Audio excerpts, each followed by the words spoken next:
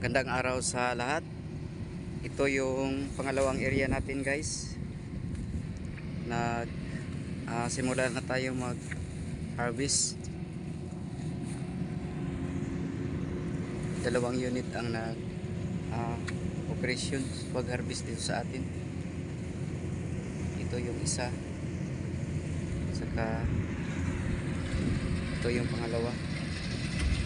So medyo mahirap ang pag harvest, mabagal dahil hapi, no, yung malaking damage ng sobrang ulan at saka hangin. Sa mga baguhan pa lang, paki-subscribe naman po sa ating YouTube channel, no. Sana ay makatulong kayo na madagdagan tayo dito, guys. Paki-like and subscribe our YouTube channel. Maraming salamat po. Ito, guys, ito yung nakadapa, no, sa malakas na hangin at ulan. Medyo mabagal ang pagtakbo ng ating harvester dahil nakadapa ang palay, kaya medyo matagalan tayo dito, guys. At saka kung tingnan natin ang dayami, ang daming butil na nauusik ang butil dahil nakapilit sa basa na dayami.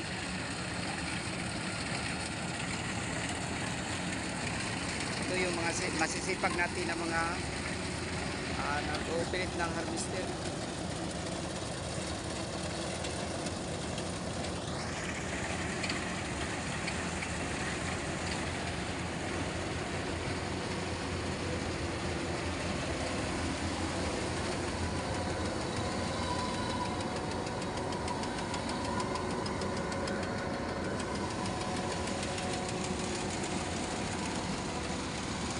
Ito, guys, tingnan natin.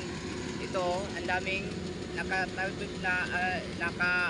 nausik na palay, ito. So ang daming palay na talsik, no, nadadala sa dayami. Ito ang dahilan na dahil sa sa basa ang dayami, no, basa ang tulad nito, guys, dahil nagdapat to sa lupa, basa, kaya nakadikit ang palay. Ayan, ang daming palay na itaboy. So sayang, no, pero wala tayong magawa, ganito talaga dahil nakadapa na ang ating palay. So basa ang dayami ng palay, kaya yun ang dahilan na nagkaganoon ang ating palay. So sayang sana. So ang daming sali sa dayami na butil, no, pero wala na tayong magawa, babalik sa lupa yan. So maepektuhan talaga ang ating income nito, ang abot ng ating palayan. So yun ang problema pag ang palay ay nakadapa. So liliit, no, may piktuhan ang ating income, ang kita. So ang daming nakadapa na palay. Ito yung na-vlog natin nung nakarang araw.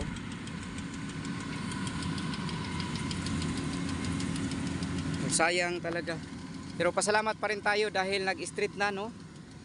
Pang 5 araw na init dito, walang ulan, kaya nagdesisyon na ang ating harvester ang mag-harvest na, harvestin na nila dahil wala ng tubig.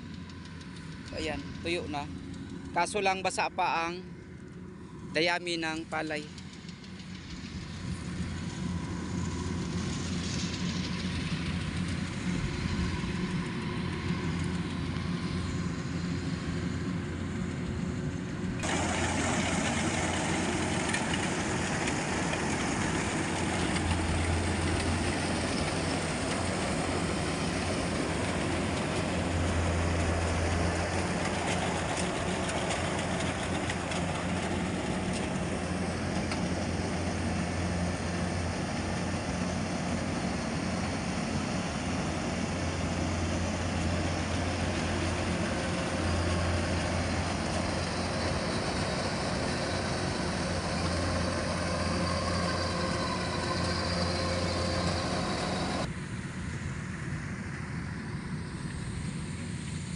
ito pa yung isang block, no?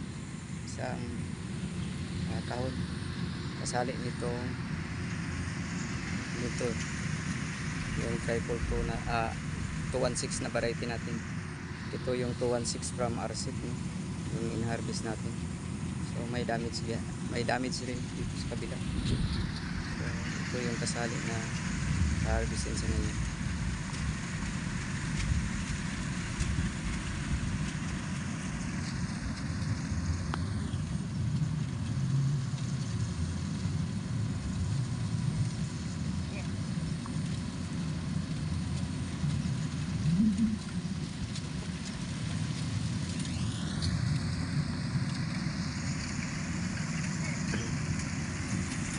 Yun lang po guys, maraming salamat po. God bless sa lahat. Happy farming.